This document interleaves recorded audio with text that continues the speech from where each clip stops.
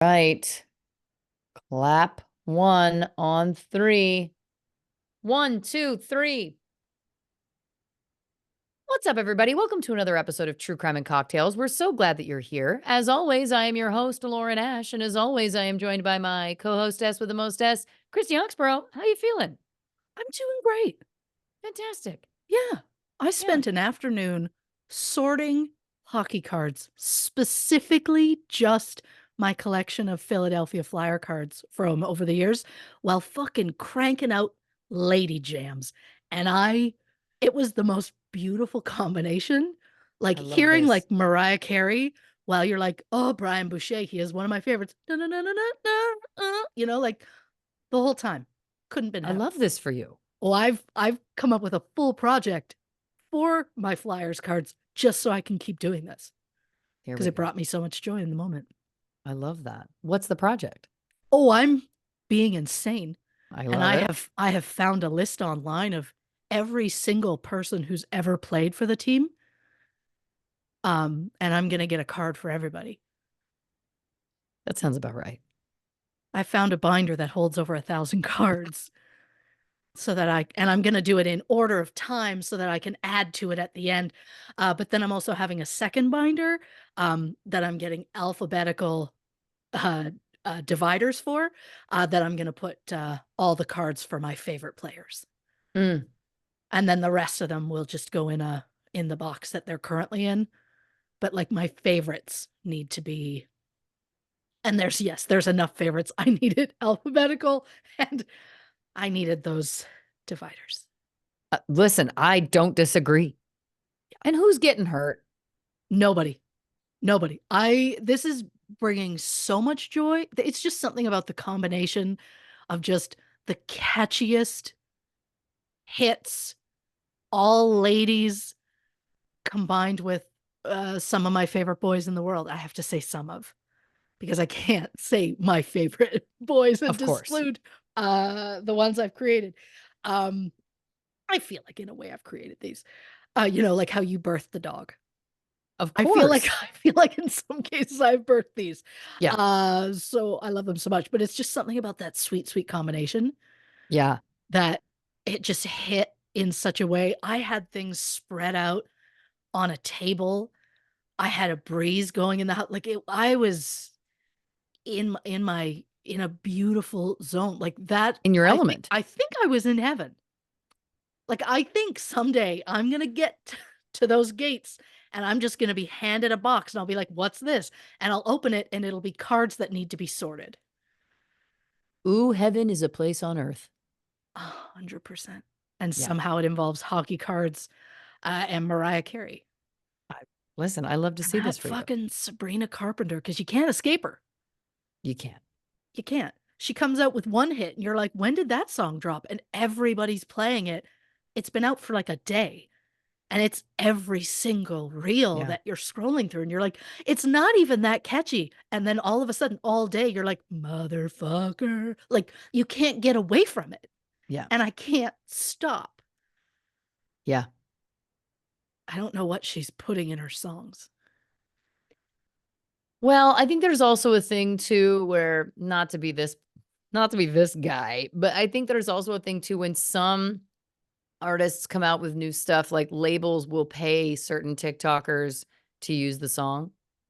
Oh, that makes so much sense. Yeah. And so then if they target creators with big followings, then all of their followers will jump on board, right? So Well, they'll it's be like, basically a oh, it's the pyramid hot. scheme. Well, yeah, it's the hot music to use. I should use it. Exactly. That makes sense because Exactly. it's So, it's just never ending. yeah. Like all of a sudden one song is popular and then it's every single Yep. background noise of a reel and you're just like, why is it all of them even if it doesn't fit it? Yeah. I mean, it is what it is. But listen, TikTok brings me to something I got to tell you. Well, I can't wait. So I think you're really gonna love this. So I like to have TikTok. I have a little ledge in my bathroom. It's kind of like a frame of the mirror, but it's like a 2-inch ledge. So I like to sit my phone there.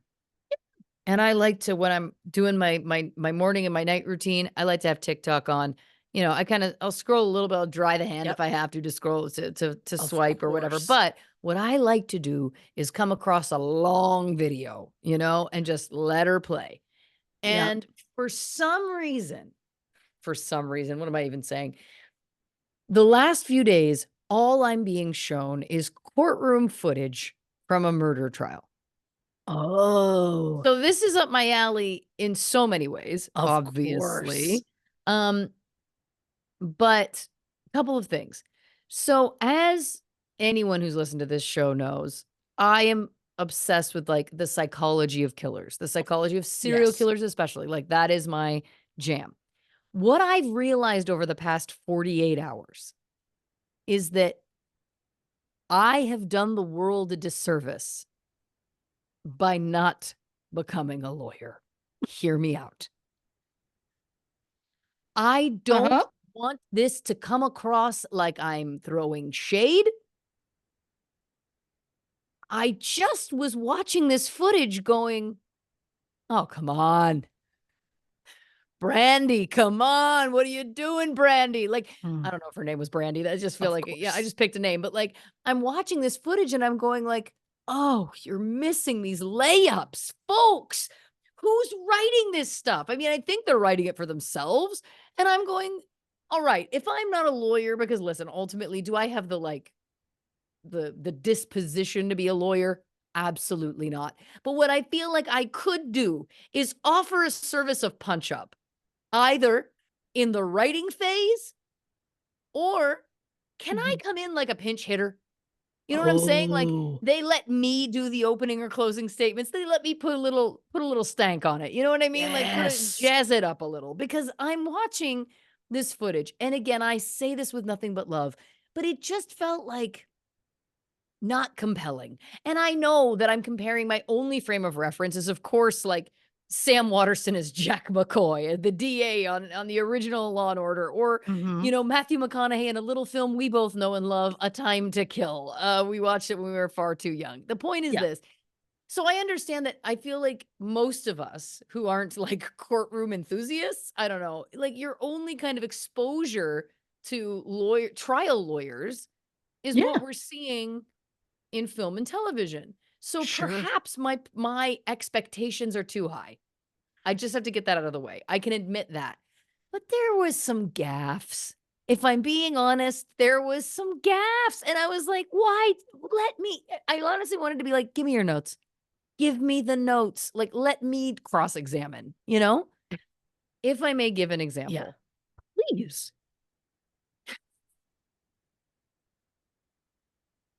The gal who is the prosecution, she's asking this series of questions to a witness. She finally says, "Thank you, Your Honor. No further questions." He's like, "All right." She goes, actually, there is one more." And I No. was like, "You can't come back." Like, and then he was like, "Okay." And she's like, "Great. Um, to the defendant or to the witness, do you see the person in the room right now?" Which you always see in things, right? Where it's like Of they course. and the witness says yes. She goes, "Can you describe what he's wearing?" And he said, accurately, "A dark suit." She goes, "No further questions. Actually, one more." And then she's like, "Could you describe it in further detail?" Because she realized that it's like saying that the person in court wearing a dark suit was the person. Like that doesn't indicate anything. Do they So not say, like, can you point them out? typically, well, listen, that's what we see when I don't know if that's a Course. real thing. But the point is, look, this I need to have a sit down with Marsha Clark. I'm all over the place, but like I need to know these things because I was like, yeah, can't she just say point to the person you're talking about?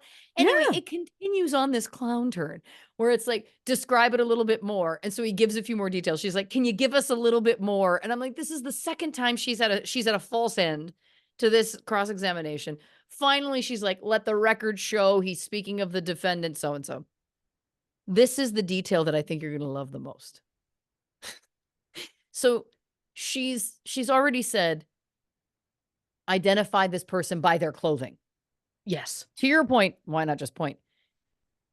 The defendant has full face tattoos.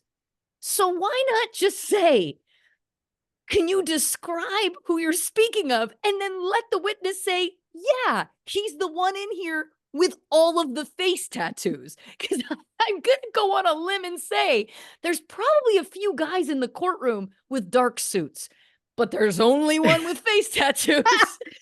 Yeah, that does feel like something that's gonna narrow it down a lot faster. That's gonna help Exactly. on your guess who board a lot faster than what Does he color have the is he? swastika on his cheekbone? Yeah, Guess again, that's like, yeah. I So yeah, listen, for those who are wondering, and the only reason I didn't reveal the case was because I wanted to have this great crescendo to the face tattoo blow line, punchline here. But Wade Wilson is the name of this killer, which is interesting because that's also the name of Deadpool, I was like gonna the say, Deadpool character, yeah, right? So then I'm like, yeah. is it his real name? I have not dug deep enough to find that out yet, but Huh. he is, of course, accused of killing two women. Mm. I love that. I'm like, of course. Uh, he is accused of killing two women, and then the footage that I was watching was he was given up for adoption from teen parents, and obviously has a relationship with his biological father, but his biological father was on the stand, and it was actually quite compelling because he was talking about how Wade had allegedly committed these murders and then called him and told him. And then he admitted on the stand, he was like, "At first, I did want to help him. I didn't want to turn him into the police." I was like, "Bold move, daddy-o." You know what I mean? Wow. Admitting that. Daddy-o. Da I've had some wine. The point is this he then, of course, did turn him in, when I think he realized, like, maybe I don't wanna be an accessory to murder. I think, Sure. I'm not accusing this guy of anything, but, I think, it was honorable to hear him tell the truth, the whole truth, and nothing but the truth, so help him God, you know?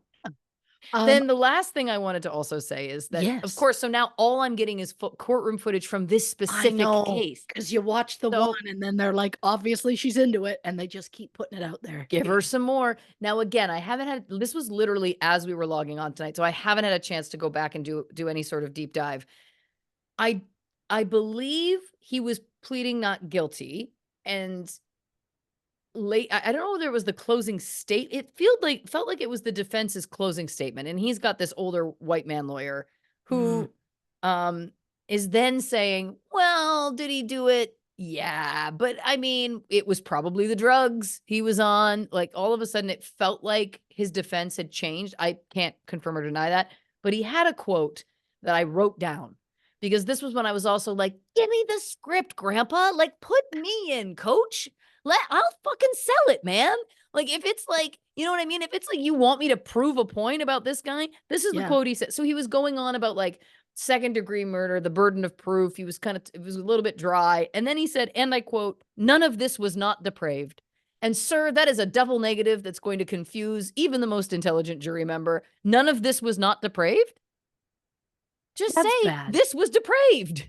Yeah, it may seem like a simpler statement, but maybe that's for the best. Yeah. Yeah. Again, Wow. I'm just saying, like, I feel like I should offer some sort of consultant service. Let me give you a Sure. pass. And I'm not saying I know how to do a lawyer's job. I don't. I don't have the schooling, but you want me to kind of jazz it up a little. You want me to just do a pass for like for charisma. I'm there. And if there was a world in which it's like they hand me the script and I can go in and be like, "Your Honor, ladies, gentlemen, people of the jury, may I offer this to you?" This man has a swastika tattoo on his face. And while that doesn't prove that he's a killer, it proves state of mind. He had to walk into that tattoo parlor. He had to Mhm. say, now, granted, I don't know whether this was an at-home job. The point is this. Sure.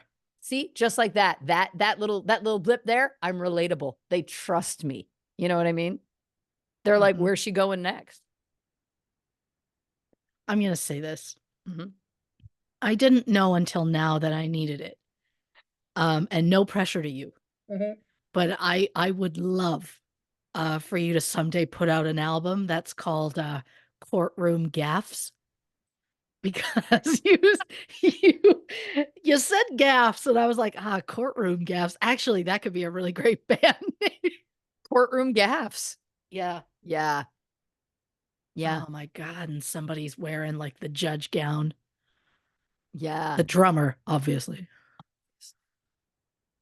This He's just nude writes underneath. itself. Oh, as a drummer? Of course. Yeah. Maybe, well, I mean, underwear, but, otherwise nude.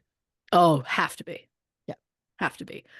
Um, yeah, look, the things I've been getting are I can't even remember the woman's name, but it's a female judge. And it's always someone's taken someone else to this court over usually either paternity or child support. Hmm. And I'm always seeing that, but they're always sending me like part 3 of 5. And I'm like, this isn't what I Oh, want. Like, yeah. because then I have to go to the account and I have to keep scrolling until I find the one that I've watched and then figure out so that I can find out how it ends. And it's just, I don't want to put in that effort. But those are the courtroom type things that come up in my feed all the time. But Right. that's where they get you. Yeah. Watch one and go, oh, and then all of a sudden it's like, here's more. We're just going to keep sending them. We don't care how much you care. We're just going to keep sending them. And Yeah. it can be a lot. Yeah. But For those wondering, Wade Wilson was found guilty. oh, Not in the clips that I was shown, but yeah. yeah, Wade Wilson. Yeah. Huh, I mean, it just feels like such a coincidence that it was Deadpool's real name and he's it like a young feels guy with face tattoos. Like I could see him being into Deadpool. I'm speculating. sure. Sure. Yeah. I mean, is it possible he started going by that name just because of Deadpool? Yeah. That's what I'm I've seen wondering. people do crazier things, Oh, for sure. like get swastika face tattoos. Well, yeah. That's a bold choice. I mean, Bold. yeah. Yeah. Face tattoo? Sure. Great. You're happy? Love it. But a swastika? Well, I should Literally also anywhere but your face? The first thing people notice? I mean, I think a swastika tattoo anywhere on the body is Yeah. Oh yeah. it's not great, but I don't like it anywhere. But specifically the face, it feels like a real choice. Like mhm. that's what you want people to know right away. Yeah. Well, this guy's sending a message. Now I'm trying to pull up a photo for you so you can get what we're dealing with here. Like, I don't Sure. know that was even Interesting. there's a lot happening there. That don't think that's where I thought that was gonna go. Yeah. As far as like you said face tattoos, I was thinking more of a Post Malone, I guess, and that's yeah, I Jack Skellington? I don't know how we would. yeah, there's something Yeah. unsettling about that, but Yeah. no. Anyway, that's my message today.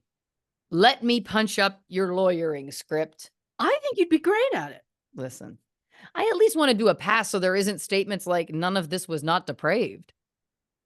Yeah, I also would like it to become a thing Right. because one day we're gonna get a court case where you and Matthew McConaughey are like tapping in for Yeah. each side of the courtroom. And it'll be like one of you will say something like really compelling, and then you'll just be like, "Hmm," and like go and sit Yeah. and let the jury sit on that. And then all of a sudden Matthew McConaughey is gonna be like, well, first of all, because he's never gonna let you have the last word. I mean, 100%. This defense attorney, I also wanna add, he was trying to be a little bit cute, a little No. bit like a little bit quippy, and he was like, "Listen, we're not here to debate whether or not these women are dead." And I was like, "Where is he going with this?" Like, "No, sir, it's never been a part of this." Like, eh, I guess maybe if there's no body, then you could have that defense, but again, I'm like, "Why you going there, dude?" I'm down. I got the 411. Yeah. Like that's I'm absolutely hip, I'm jiggy, I yeah. can make jokes. Sir, sit down. Yeah. Yeah, it felt like he was trying to relate and he Yeah. just It was No. like not the time. No. But yeah, I think they should absolutely have someone that's just there for personality. Yeah, a ringer. Yeah. What was the show with Rob Lowe and Fred Savage where the one of Oh, them was a TV lawyer and the other was a brother who was a real lawyer? What was this called? I have no idea. It was called, like, The Closer, but not that. So not the Kira Sedgwick work. No, Mm. The Grinder. The Grinder. Oh my. Was Yeah. that pre-Grinder by any chance? No, Oh my. no, it was 2015 to 2016. Um, Ah, yeah, so Grinder did definitely exist. I think, it's interesting. It's interesting that they would have gone with that title. Like, I understood the idea. Like, the idea was that he was on a lawyer show called The Grinder, I believe. So, I think it was kind of got it. making fun of it a little bit. Anyway, I didn't watch the whole thing, but what I saw of that show was very funny. And what I'm saying is that I would bring, in real life, a gravitas Mhm. to the work. Oh, you would. Those courtrooms would be packed. Yeah.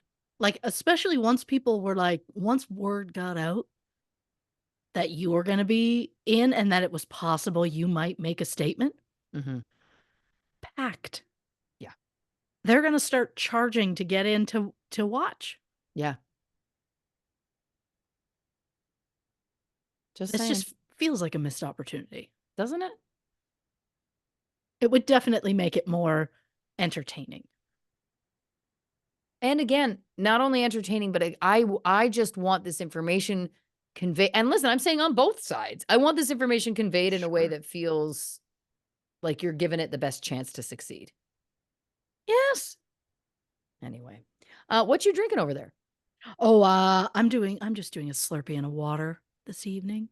I've got a classic threesome over here. Nice. Classic threesome.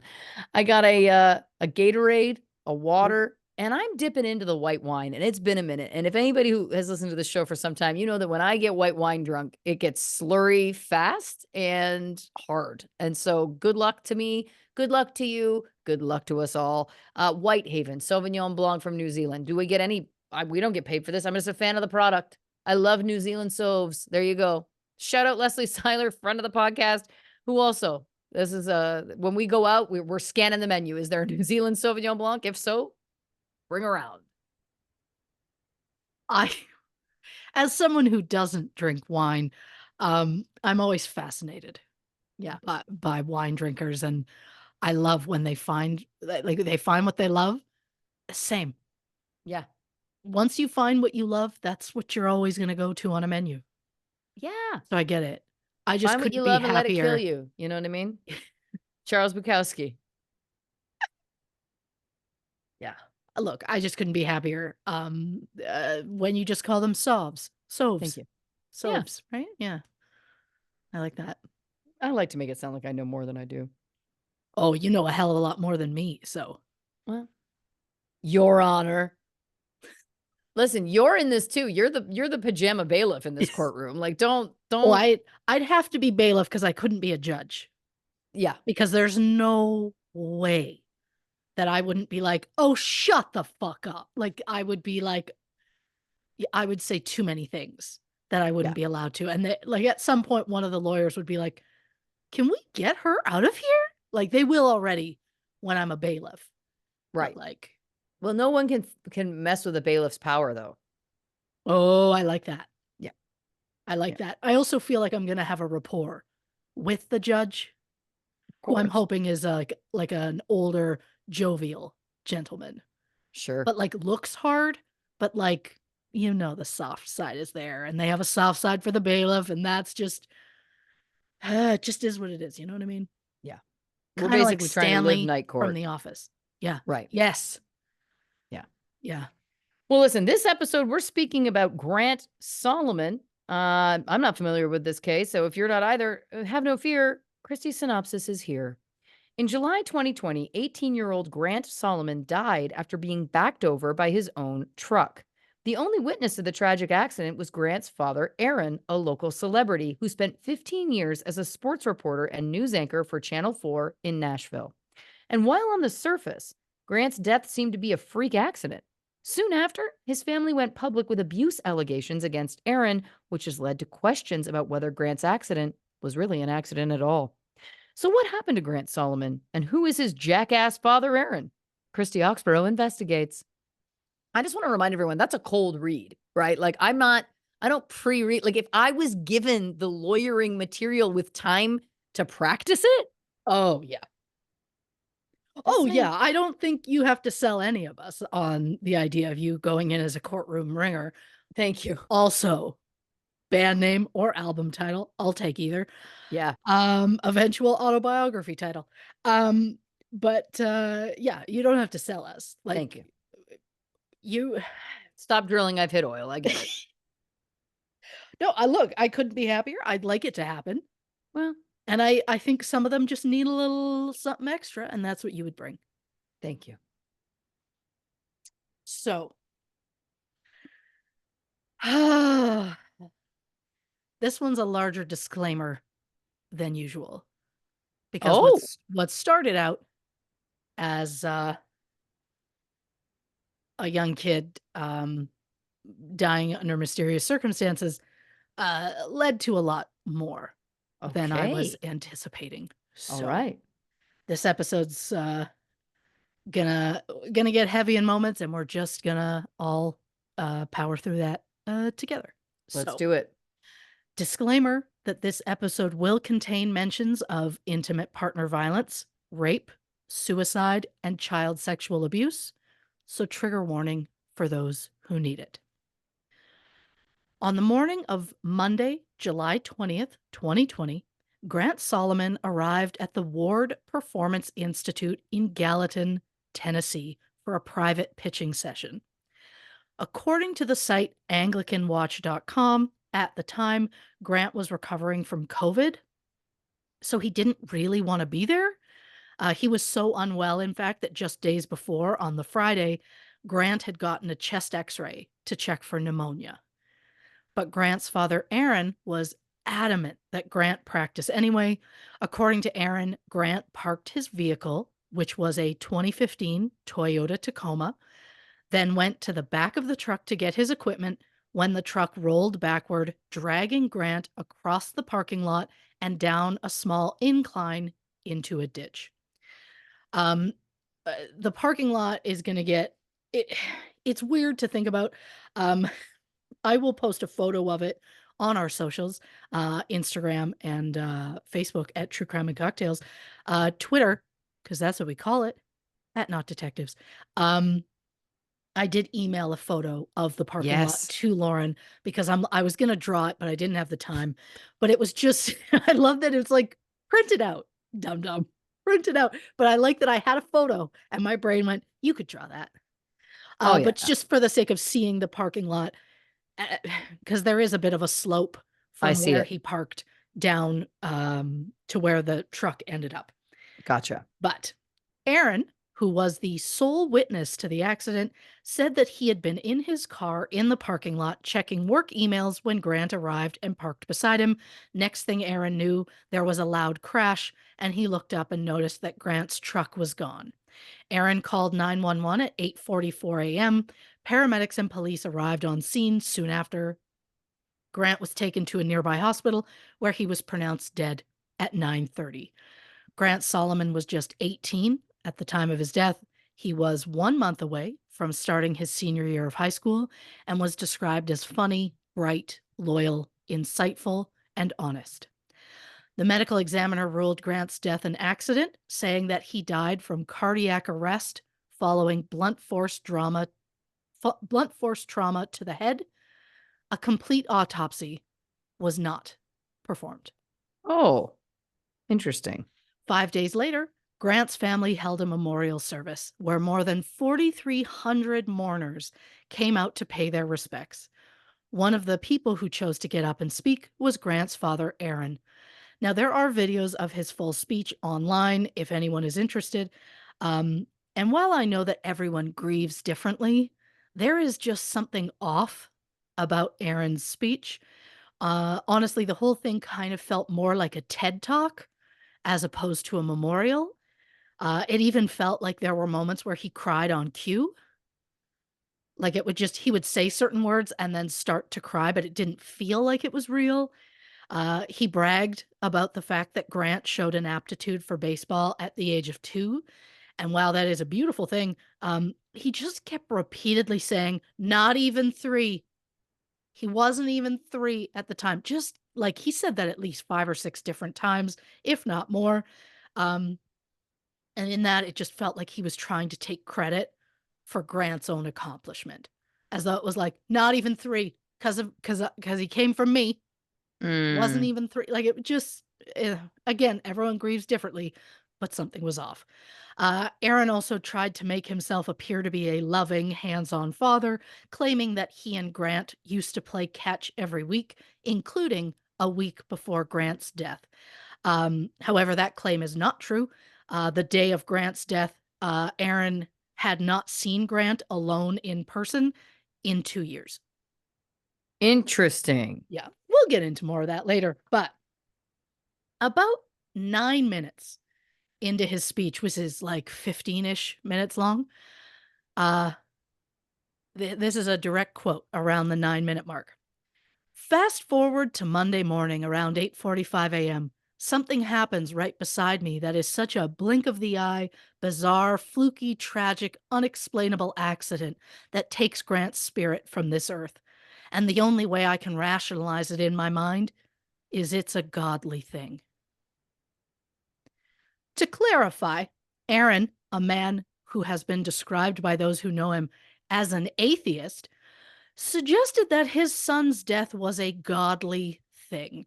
During this same speech, Aaron also suggested that his own father's death during the Vietnam War was a godly thing because if his dad hadn't died, his mother wouldn't have remarried and moved to Tennessee, where Aaron met his future wife. Oh, Yeah. okay.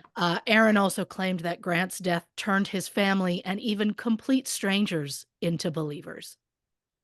Aaron claimed that a stranger found Grant's glasses and cell phone near the accident site and returned them to Aaron, which is a wild claim that we will get into shortly. But Aaron claimed this person found the phone, knew who it belonged to, managed to get it to Aaron, even though they were strangers, and in the end, the stranger claimed the entire thing suddenly made him believe in God. So I think we can all agree that something feels off here, and I don't just mean about Aaron's speech, I'm talking the entire case. So we're going to look closer because it's what we do. We're going to start with the 911 call.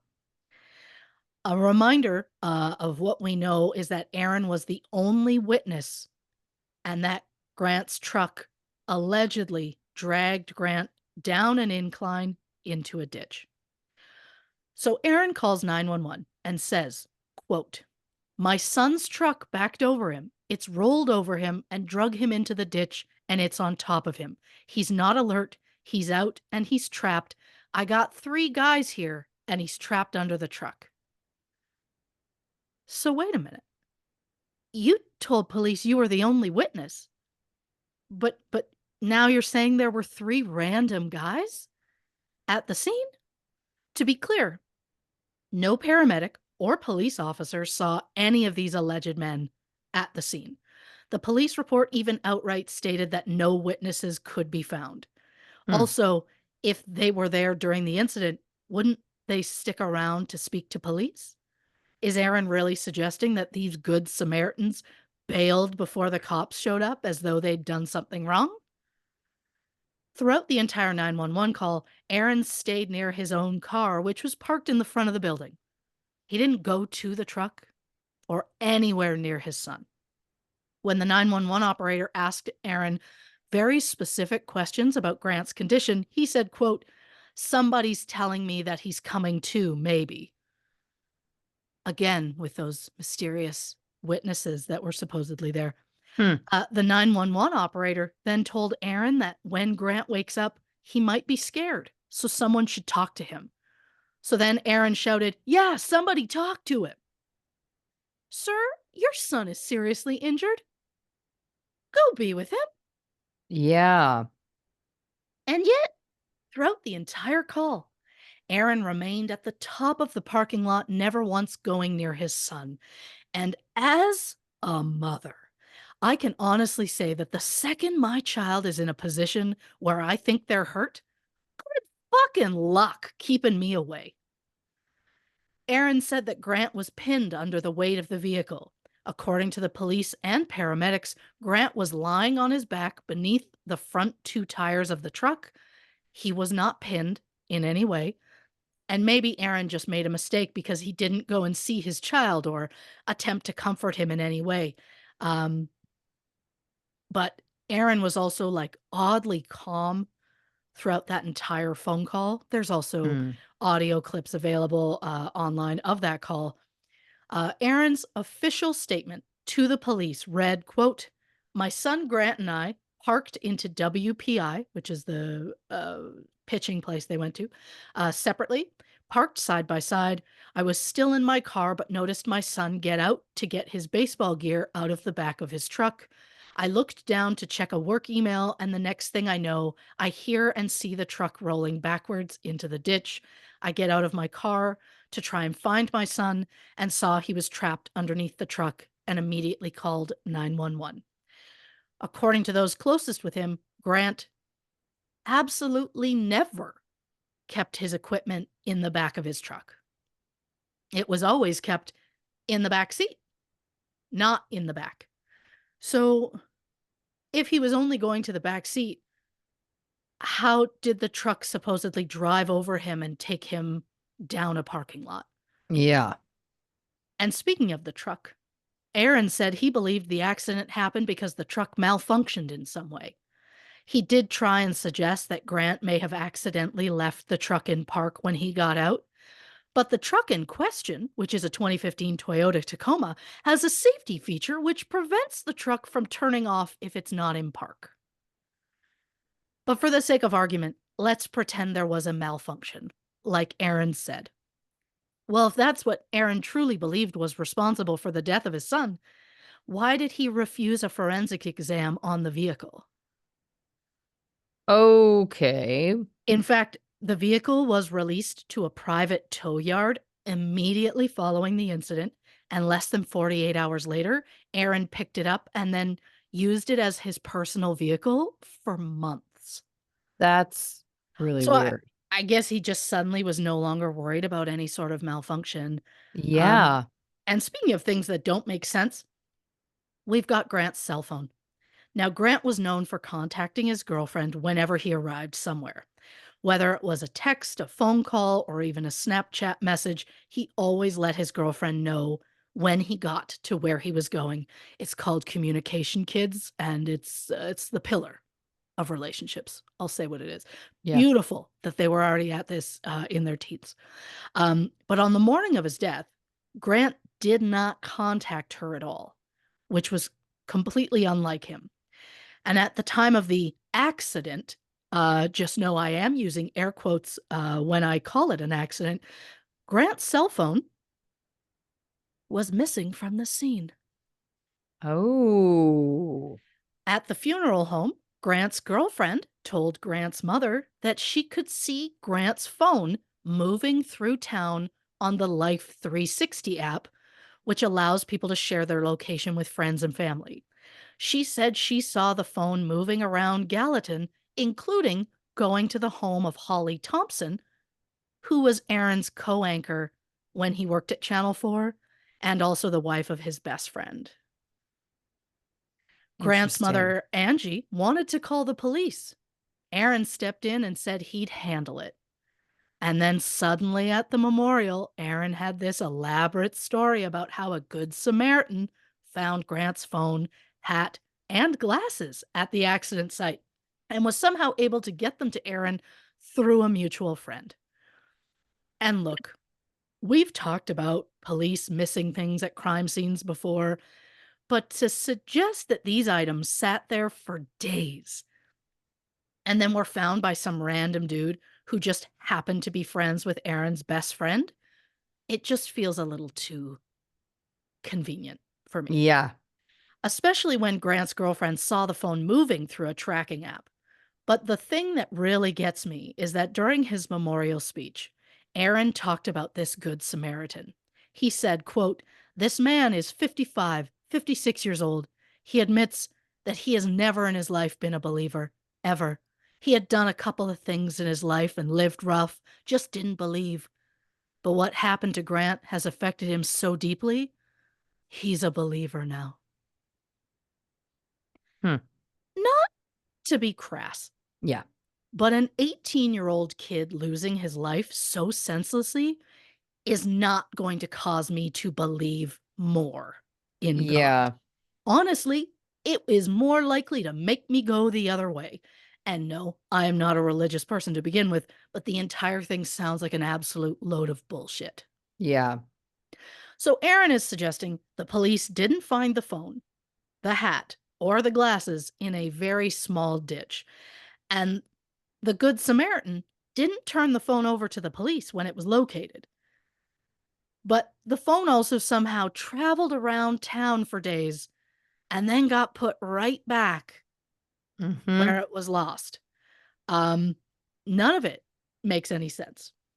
And yet, the police ruled Grant's death an accident, and even though both the truck and Grant's body were located on government property, the entire incident was logged as occurring on private property. Aaron was interviewed for a few minutes at most, and the case was closed within an hour. And if all this wasn't enough to make you question Aaron Solomon in this situation, he allegedly declined life flight transport for his son. Meaning that when there was a chance to potentially save Grant's life by getting him airlifted to a level 1 trauma center, Aaron said no. Again, as a mother, there is nothing I wouldn't do to try and save my children. In fact, it doesn't even have to be my child. If I see a Yeah. child that's dying and they're like, "Should we get a helicopter here to get him someplace?" I would go 100% yes. My child or not. Um, Yeah. So, like, what kind of parent is gonna decline a potentially life-saving effort for their child? That's Um, wild. I also didn't even realize you could refuse a thing like that. I just assumed if it was needed, it was used. It shocks me that someone could turn it down. Grant was instead taken to the nearest hospital, which was a level 3 trauma center. Um, it's also weird that Aaron was allowed to refuse life flight on Grant's behalf when Grant was legally an adult at the time. And at the time, there was an open case with the Department of Child Services, or DCS, regarding Aaron Solomon and his children. And there was a lawyer who had been named guardian, and yet neither that lawyer nor DCS were notified when Grant was hurt or after Mm. he died. When Grant was taken to the hospital, he went into cardiac arrest. What could cause cardiac arrest in an otherwise healthy 18-year-old athlete? We'll never know because Aaron refused an autopsy. He also refused organ donation, even though he was not Grant's guardian at the time. But why would Aaron not want an autopsy? Is it possible that Aaron knows that Grant's death did not happen in the way that Aaron claimed it did? Allegedly. I say allegedly because Aaron likes to sue, but what I like is the truth, which is that Grant's injuries were not consistent with the accident that Aaron claimed.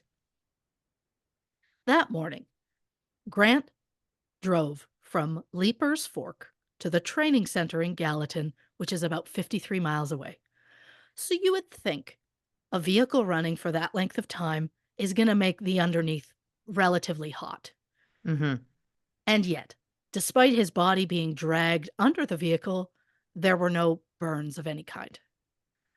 And despite Grant's body being dragged across a parking lot and into a ditch full of rocks, there were no scrapes, scratches, abrasions, nothing on his legs, even though Grant was wearing shorts. There were also no scuffing on his shoes in any way.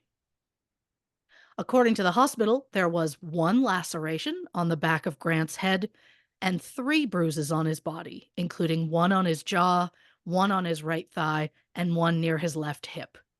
That was it. Nothing that showed that body allegedly was dragged across a parking lot. There were also no tire tracks at the top of the hill where the truck allegedly rolled. There were, however, tracks that were visible at the bottom as though it drove forward into the ditch. And pointing towards the idea that the truck drove forward, the front tires were turned to the right, which feels interesting. That it wasn't a huge parking lot, but you're saying the truck went perfectly straight until that one spot, and then the front wheels like it just doesn't make sense to me. Yeah. Also, found right beside the truck were Grant's hat and glasses, as though they were gently placed right beside the vehicle. They're also in the photos of the truck, so there's no way they wouldn't have been seen or picked up by people who were there. But if you're going to get dragged a short distance, would your stuff really all come out in one perfect little spot right beside the vehicle? No. Doesn't make sense to me. But to me, the only way that Grant's hat and glasses could end up in that spot would be if Grant died on the very spot where his body was found before the truck ever touched him. Interesting. Yeah. I mean, this is fascinating. It's always interesting when very early on it's like the bravado to think like listen, I'm getting ahead of myself. I know that. All I was going to say was by not opting for the life flight, like by not opting for the autopsy, like you just made yourself look so bad. Yep. It's sloppy. Not that I'm 100%. defending trying to cover up a crime, obviously, but it's fascinating to me. Anyway, hit the can, grab a drink, and we're going to be right back with more on the Grant Solomon episode of True Crime and Cocktails. Right, clap 2 on 3. 1, 2, 3. Welcome back to this episode of True Crime and Cocktails. We're, of course, discussing the Grant Solomon case. Before the break, Christy was outlining that something smells funky. Yeah. And for those who maybe didn't catch on yet, yeah, this is an episode where I'm going to yell about a man. Oh, how beautiful. I think we all enjoy that. Cheers to that. So, I just assume that none of us trust Aaron Solomon's version of events at this point. But since, again, he is known for suing anyone who even looks at him the wrong way, just know I'm not outright accusing him of anything. I'm just speculating about the situation and the fact that he has done some questionable things. Let's do it. Years before Grant's death, the Solomons seemed like a happy, loving family. Aaron was a sports reporter and a news anchor for Channel 4 in Nashville. His wife, Angie, was a pharmacist. They had Grant in 2002 and a daughter, Gracie, in 2006. But in 2011, things started to fall apart. But we're going to go back a little bit prior to that, to specifically when Aaron and Angie met. In fact, they actually went to high school together. Aaron was smitten right from the start. Angie, however, not interested. Her own words, she found Aaron to be kind of creepy. Oh. But Aaron refused to take no for an answer, and he stalked her for years. Oh, God. To be clear, refusing to take no for an answer, I know that's a lot of stories we hear of, like, so somebody's grandparents were like, I wasn't interested, and he just kept showing up. Yeah. He convinced me. Yeah, that's not romantic. Like No. you think it is. Like if you go back and watch The Notebook, it's shocking. Yeah. Yeah. The things you see. It's just more about the gauze. No one's ever called him that. Mm. It's more about Gosling and McAdams and that deleted sex scene where he rails her against the wall. I'm distracted. The first time I saw that, I mean, there was me before and there was me after. You know what I mean? Like, Oh, yeah. that was my sliding doors It moment. changes you. It It changes does. you. It does. There was something there. So, again, Aaron stalked her for years. Angie tried to ignore him. She would sneak out a back door if he showed up at school basketball games. She would hang up on him if he would randomly call her house. And while Angie was well within her right to do all those things, um, she wasn't interested in Aaron. She told him as much. He was the one acting inappropriate. However, Angie was raised by strict religious parents who told Angie she wasn't a good Christian for how she handled the situation. Now, religious or not, um, I know many young girls were raised believing they had to be nice. And I'm not talking about teaching your children to be kind. I'm talking about specifically telling girls that they were required to be overly nice to every man who showed them any attention, regardless as to whether that attention was wanted or not. It was bullshit then. It's bullshit now. And I get that there are people who are like, really? I wasn't. I'm like, oh, I guarantee. Yeah, we were taught, Oh, yeah. absolutely, where it was like, "Oh, he was being nice." Well, he was just being nice to you. Yeah. The boy that pulls your hair, well, it's because he has a crush on you. You should be nice to him, and it's like, "But he's physically hurting me." Yeah. Again, different time. I hope things Different time. change for the Yeah. better. Me too. So, Angie was clear. She was not interested. So, that should have been enough to make him back off, but it wasn't. And it also should have been enough for Angie's parents to step in and protect their daughter, but they didn't. And look, I've read a lot of interviews with Angie, and the things her parents did, in a word, unthinkable. Mm. Um, Assuming the stories are true, which of course I believe because we stand with victims on this show, Angie's parents were the types to use the Bible as an excuse to do deplorable things. Mm. I will not elaborate on the specific things that I learned about her parents because they're horrific and the kind of thing that will haunt you for the rest of your lives. Not your lives, because I'm protecting you from it in this moment. It will haunt me, but all you need to know is they are garbage people, especially her father. And there is a reason I'm not saying his name because fuck him. And Yeah. that's where I'm at. For example, the nicest thing that Angie's father ever said about his daughter was that he could never break her. Oh, God. And that was the nicest he got. That's very specific context. Oh, 100%. So Aaron stalks Angie for years when they're teenagers. And when Angie tried to ignore him, her parents made her feel bad about how she handled it. To be clear, she handled it well. The only thing I might have suggested would have been to go to the police, but according to Angie's parents, Angie was rude and very unchristian about the whole thing.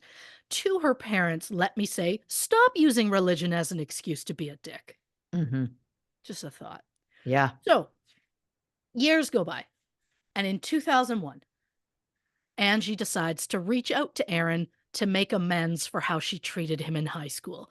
Again, she did nothing wrong, but her parents made her believe she did. So Angie emails Aaron to congratulate him on his news anchor job and to apologize for how she handled things in high school. Aaron saw that as his way back in and responded with a massive message which included him asking her out. She declined. Aaron then started just randomly bumping into Angie when she was out shopping or at restaurants, and he went so far as to show up at her house unannounced and uninvited. She made it clear, not interested. Over time, Aaron wore Angie down, and she finally agreed to have lunch with him. Not a date, just a lunch. She later said in that moment, she knew he wasn't a good person.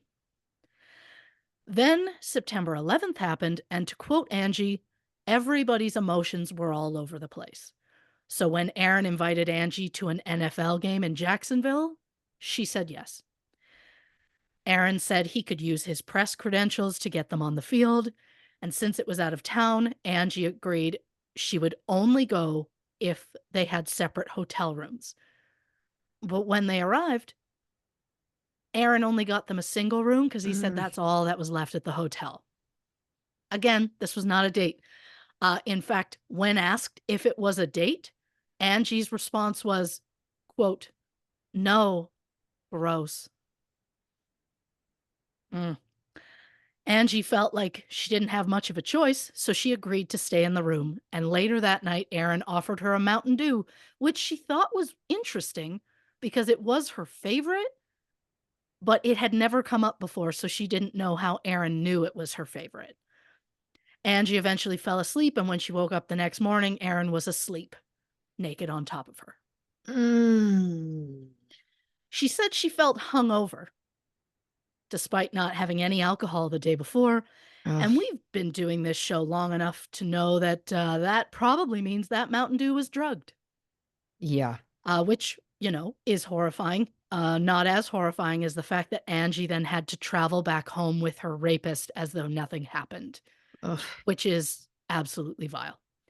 Soon after, Angie discovered she was pregnant. She told Aaron she planned to raise the baby alone, but Aaron said that Angie's father would kill her. Aaron then said, "Don't worry." He'd already spoken to her parents, and they'd all agreed that Aaron and Angie would get married. Oh, God. When Angie tried to explain the situation to her parents told her the rape never happened, and they didn't want an unwed mother ruining their good Christian reputation. Oh, So Aaron and Angie get married in Vegas a few weeks later. At the time, Angie owned a car and a house. Once they got married, though, Aaron took over all the finances and added his own name to her car and her house. Angie's father said, quote, "Aaron did a great job controlling her." Again, I told you her father was shit. yeah. So Aaron and Angie had Grant in June 2002. Followed by Gracie in October 2006. According to Angie, both children were conceived the same way, meaning she was not conscious for either. Jesus Christ. This is fucking dark, man. Yep. Yeah. Again, I did not know that this is where this headed. So, Yeah. yeah. Throughout their marriage, Angie said Aaron was controlling and physically, mentally, and sexually abusive towards her and their children. Whenever Angie thought about leaving, Aaron would threaten to take the children away from her, so she stayed. And to make matters worse, Angie's parents were fully on Aaron's side, so she felt like she had nowhere to go. Angie's father was described as cruel and controlling. Her mother suffered from schizophrenia and bipolar disorder and allegedly tried to kill one of her own daughters during an episode when they were children. God. Um, But despite the concern for Angie and her sister, they were never removed from their mother's care in any way.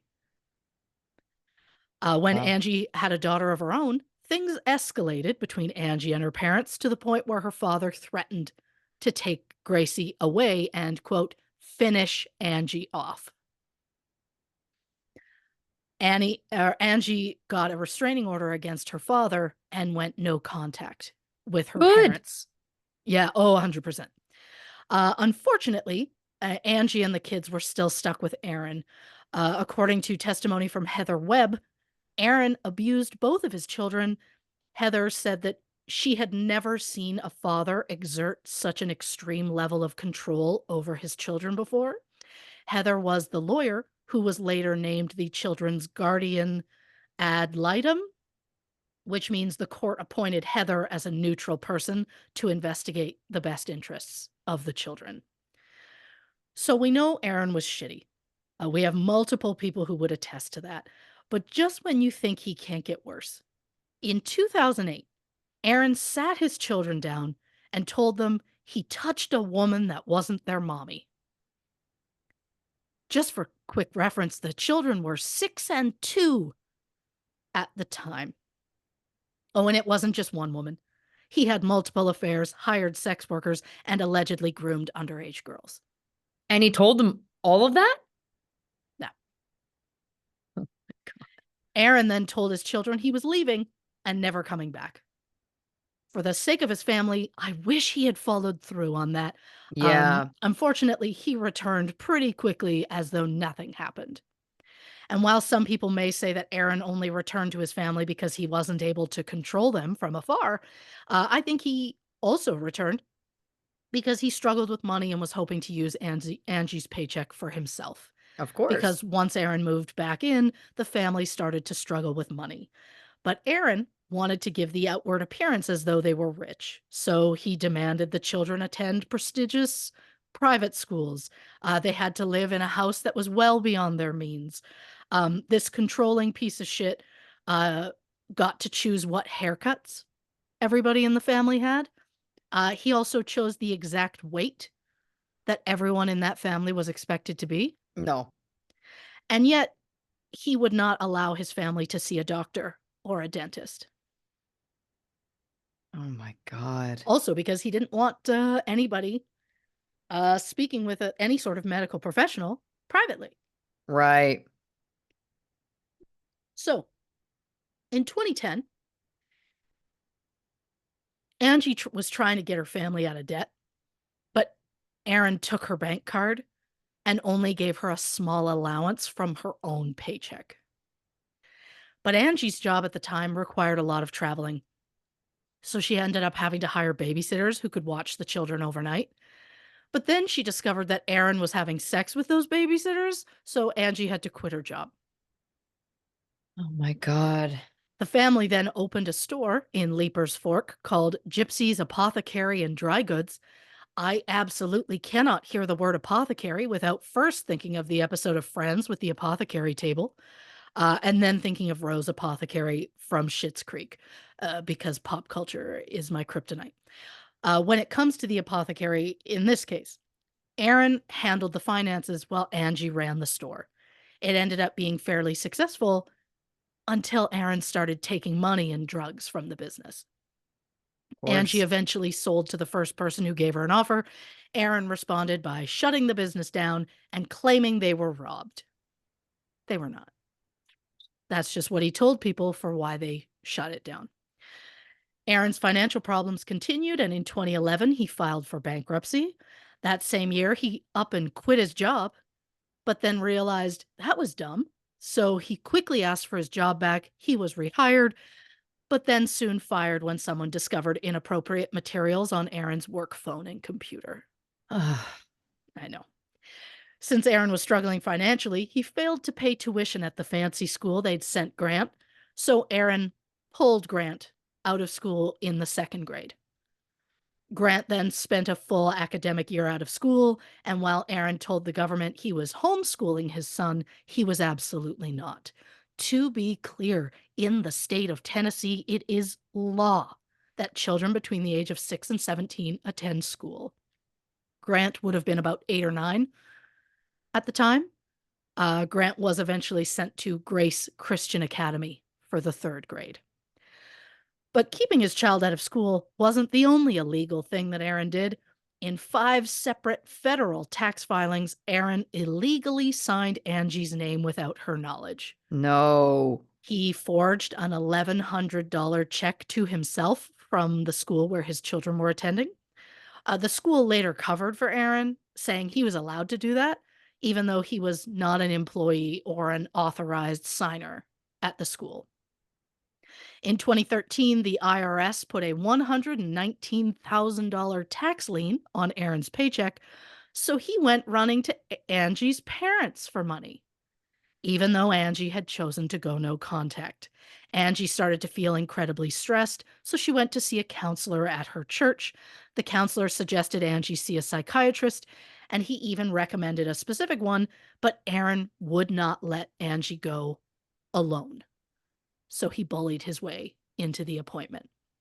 The psychiatrist diagnosed Angie with PTSD and Aaron with a sex addiction. In the safety of the psychiatrist's office, Angie said she wanted a divorce, and Aaron lost his mind. Oh my God. A week later, police were called to the Solomon home for a domestic disturbance. Aaron told the police Angie was mentally ill and she'd been causing trouble. Soon after that, Aaron strangled Angie with the cord from a hairdryer. Grant, who was just 10 at the time, witnessed it. Aaron then told people Angie tried to take her own life.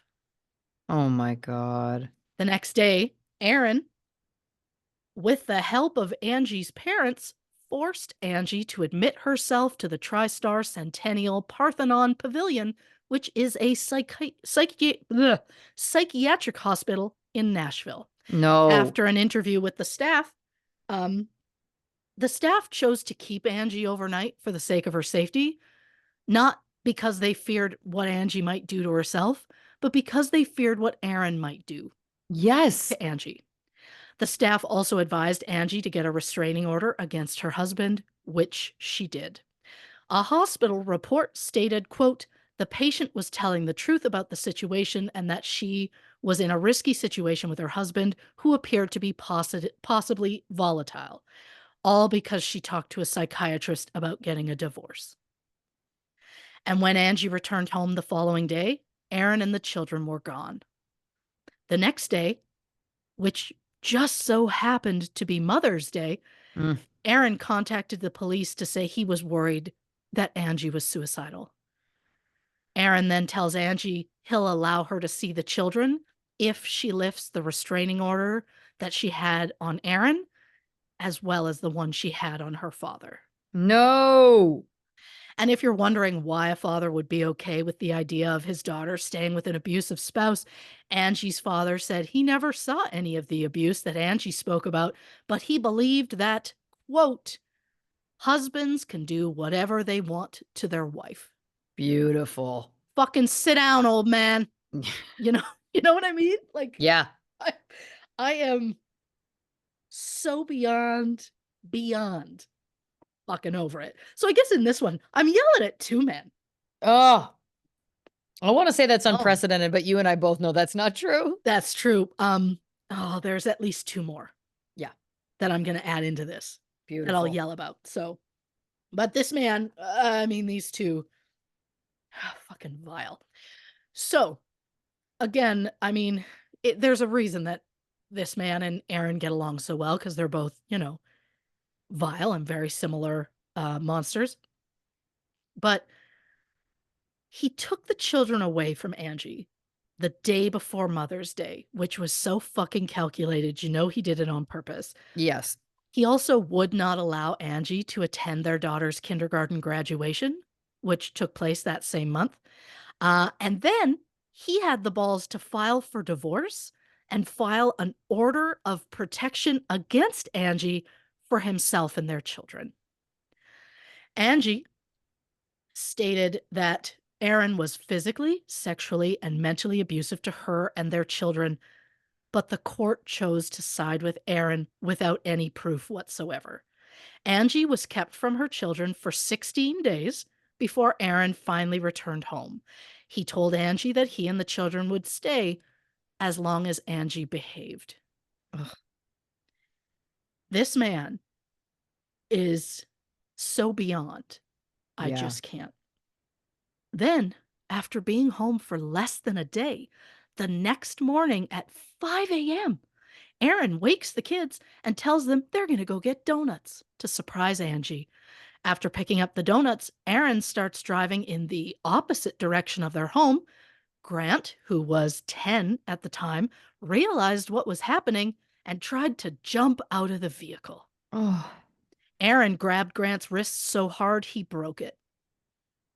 But Angie Jesus. is supposedly the one who is a danger to their children. Get the Yeah. fuck out. Throughout the divorce proceedings, the shitty judge ordered Angie to get a psychiatric exam. The psychiatrist reported that Angie was a caring and capable mother, but the judge dismissed the report and continued to label Angie as an unfit mother. The judge, Gross. the judge then forced Angie to go through multiple psychiatric evaluations, which determined that Angie suffered PTSD from her abusive childhood and abusive marriage. And yet, Aaron was never sent for a single exam and his fitness as a parent was never questioned. Disgusting. Even though a psychiatrist is literally saying her husband abused her so badly she has PTSD, and they're like, well, certainly the children would be safe with him. Get Great the point. fuck out. But in the end, despite multiple doctors saying Angie was a good, loving mother, the judge granted Aaron full custody, partially because Angie's shitty father testified against her and said she was a danger to her own children. Again, the guy's own wife was a danger to Angie and her sister when they were growing up, but the father did nothing about it. I just think if a child is willing to jump from a moving vehicle to get away from their parent, parents should be looked into. Yeah. You know, maybe. Yeah. Um, I don't know if it's connected or not, but just 4 months after this whole thing, Aaron's divorce lawyer gave a chunk of money to that very judge's reelection campaign.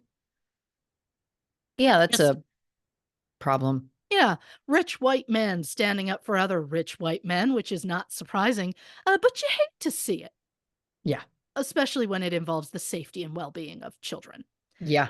And then to punish Angie for the divorce, Aaron refused to let her see the children for 8 months, meaning she didn't even get to see them at Christmas. Then in March 2015, Gracie, who was 8 at the time, FaceTimed Angie to tell her she found bruises on the inside of her thighs. She didn't know where they came from. No. Aaron said it was just a rash from her bathing suit. But Angie didn't believe him and was determined to get her children out of that house. But a month later, when Angie was supposed to see her kids for Easter, Aaron had a warrant issued for Angie for failure to pay child support, so she was put in jail, basically stopping her from seeing her own children and stopping her from being able to go talk to anybody about the abuse she believed her daughter was going through. Oh, also, him and his whole she's not paying child support. At the time, he was receiving payments from a $1 million trust that was left to him following his aunt's death. Ugh. So it's not like he needed it. Yeah. So he didn't need the money. He just wanted to punish Angie and make sure that she wouldn't be able to tell anybody what he was up to. In September 2018, Grant and Gracie ran away to live with their mother. Angie continued to file lawsuits against Aaron alleging abuse, but each one was dismissed with claims that the allegations weren't substantiated. In February 2020, a judge named Deanna Johnson blocked Angie from filing any further lawsuits against Aaron. I didn't even know you could do that. Yeah, me neither. On the day of Grant's death, it was the first time that Grant had been alone with his father since he ran away nearly 2 years earlier. But that didn't stop Aaron from claiming at Grant's funeral that they played catch every week, including a week before his death. After Grant's death, Aaron started harassing Angie, saying he wanted to see Gracie, whether she wanted to see him or not.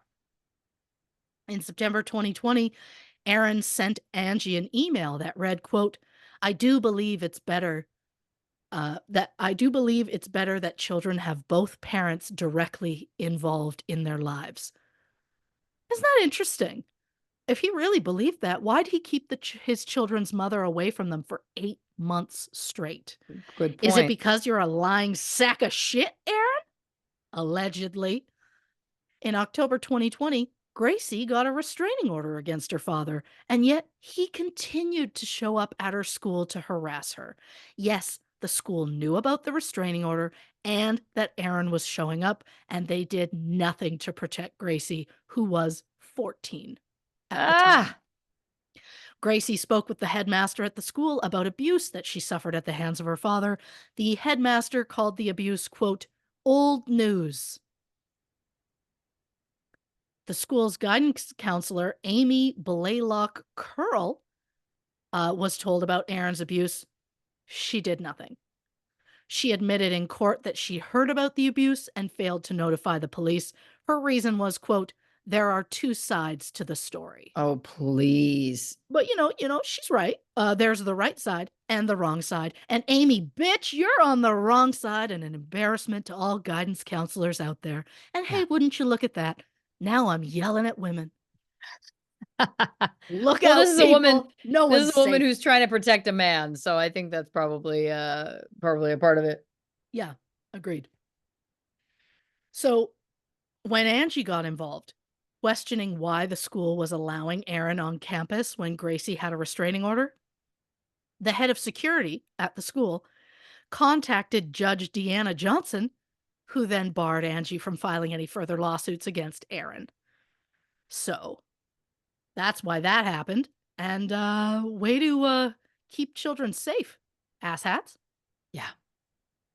So Aaron started coming to school so often that Gracie just stopped going. Yeah. Then in May 2021, an anonymous account called Freedom for Gracie uploaded an 18-minute YouTube video called A Cry for Help. The video featured Gracie detailing the abuse she suffered at the hands of her father, including intimidation, belittling, and even rape. The video is a tough watch, um, but, and she'll never hear this, but I mean, I am so incredibly proud of Gracie for standing up against her abuser. In the video, Gracie also claims she believed Aaron killed Grant because Grant was planning to fight Aaron in court. Grant believed he would be taken more seriously now that he was a legal adult because he turned 18 about a month before his death.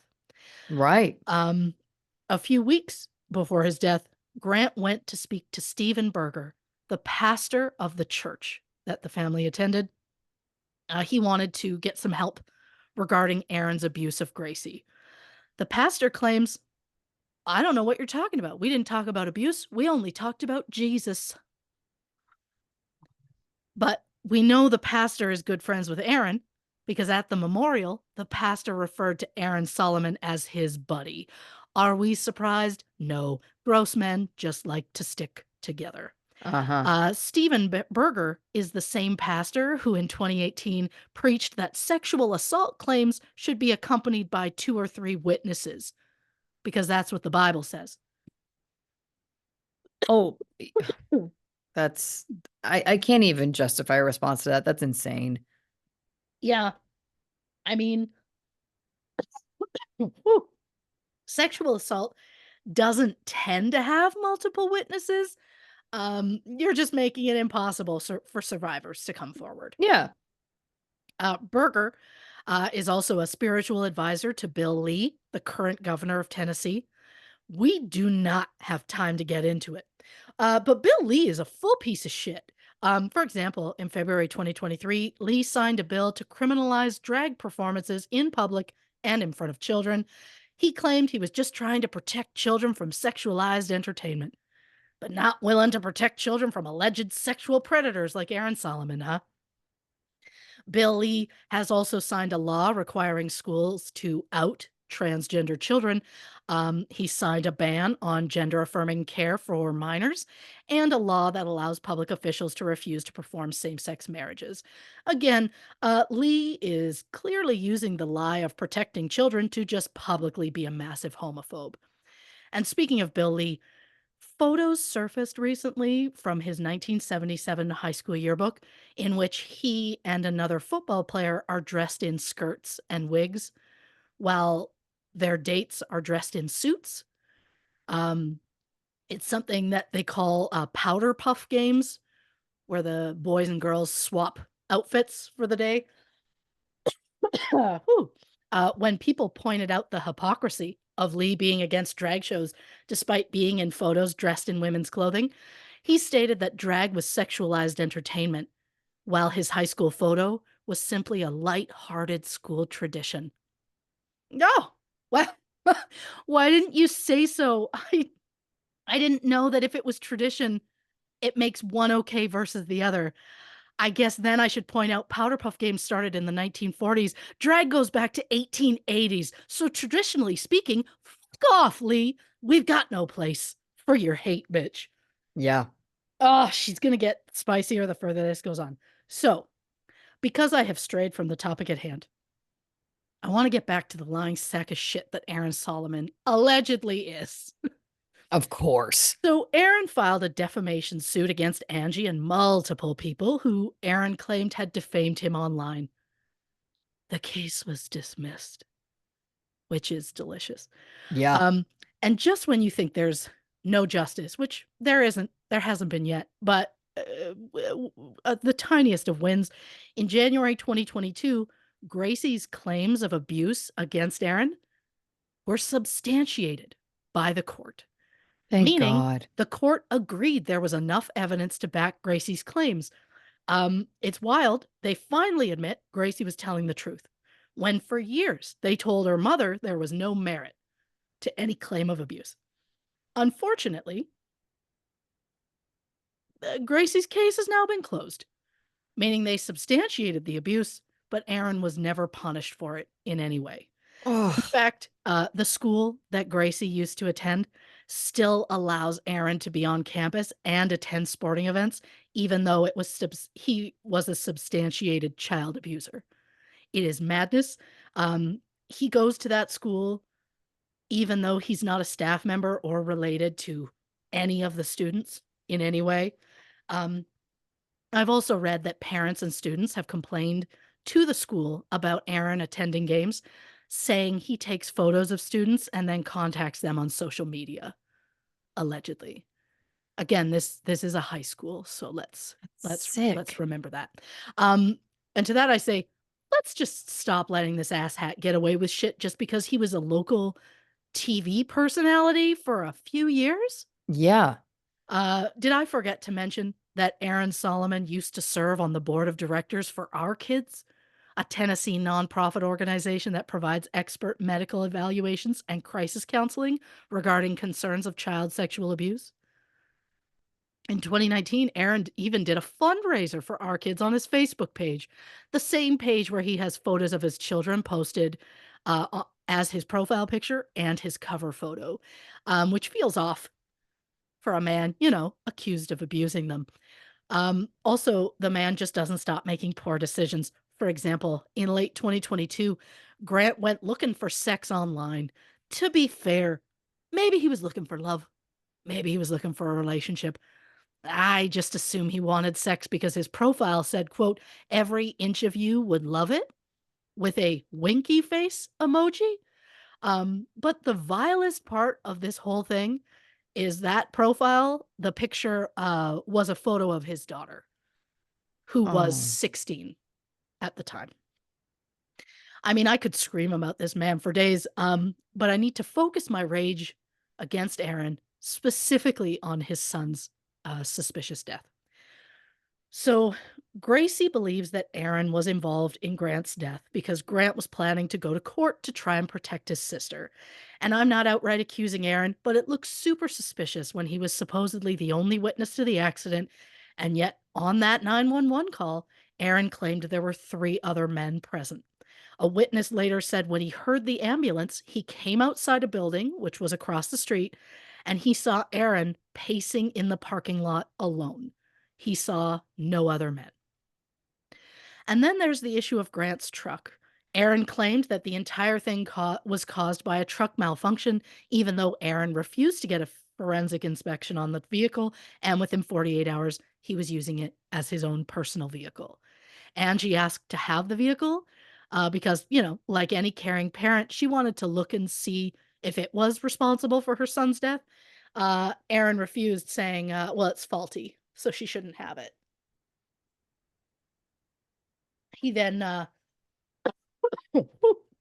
he then drove the truck for months, but Angie just kind of kept pestering him about the truck. So then he got rid of it because he told her it was totaled. But in February 2021, Aaron took the vehicle to Lincoln Ford, who reported minor damage to the vehicle. But Aaron's insurance adjuster claimed the vehicle was so badly damaged it was a write off, which, if you're keeping track at home, is insurance fraud. yeah. Um, but Aaron sold the truck to a salvage yard in April 2021. Angie managed to find the vehicle and buy it herself. Yes, she used the VIN number to verify that it was Grant's truck. She had an inspection done on the vehicle. Perfect working condition. Nothing wrong with it. Oh, and speaking of Grant's truck, police didn't collect any evidence from the vehicle or point out that the only thing missing from the truck after the accident was Grant's baseball bat. It's wild that such an item would be missing in a case where the victim had a large laceration to the back of their head. I was just going to say that. And maybe the bat wasn't involved at all. I mean, in the photos from the crime scene, there's a rock next to the vehicle, which is covered in blood. And yet the blood stain is nowhere near where Grant's body was found, almost as though he was injured in one spot and then placed in another, allegedly. The entire thing reeks of a cover up. There was no reconstruction of the scene, no autopsy, no toxicology report. They just took Aaron's word for what happened and just said, yeah, that's how it happened. And it is wild because Angie told the courts for years that Aaron was abusive and they would not take her word for it. Also, since we're getting angry about how this whole thing was handled, Angie wanted to buy the two plots on either side of Grant because she didn't like the idea of him being buried next to strangers. A funeral home employee told Aaron that Angie was planning to buy those. Aaron not only bought the two plots out from under Angie, he purchased a third one so the entire family could be buried together. Few things. One, to Pam Stevens, who is the allegedly the employee who allowed this to happen, fucking gross. Be better. Two, for a man with financial issues, he quickly purchased and paid off those 3 extra burial plots, which is starting to make people concerned that he's planning some sort of violence towards Angie, Gracie, and himself. And 3, no one, no one wants to eternally rest next to their abuser. And since I'm talking about Pam and the funeral home where she works, I'll add that they allegedly stole the clothing that Grant was wearing when he died. The clothing that, might have had extra DNA evidence on it. Good old Pam told Angie the hospital destroyed them. They did not. Also, funeral home allegedly broke Grant's ankles to fit him in the casket. Yeah.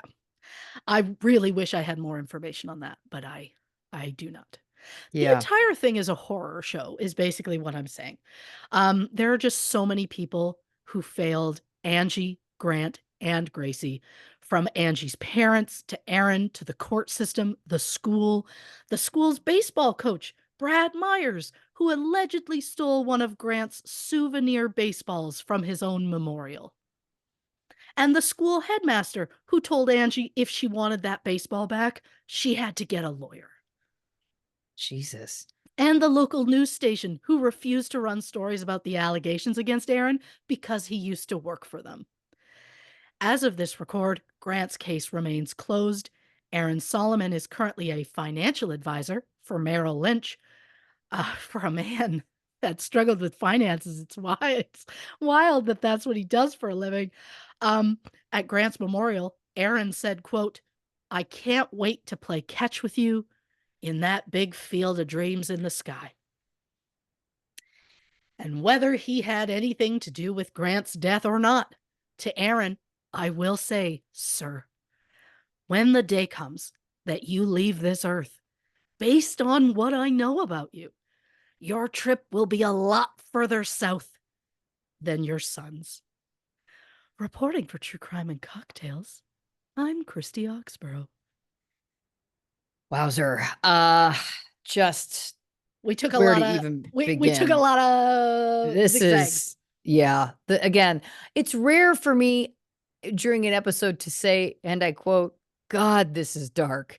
That we talk about a lot on this show, but this one really got me. There's some of the details here. I was like, "This is depraved." To quote, "None of this was not depraved."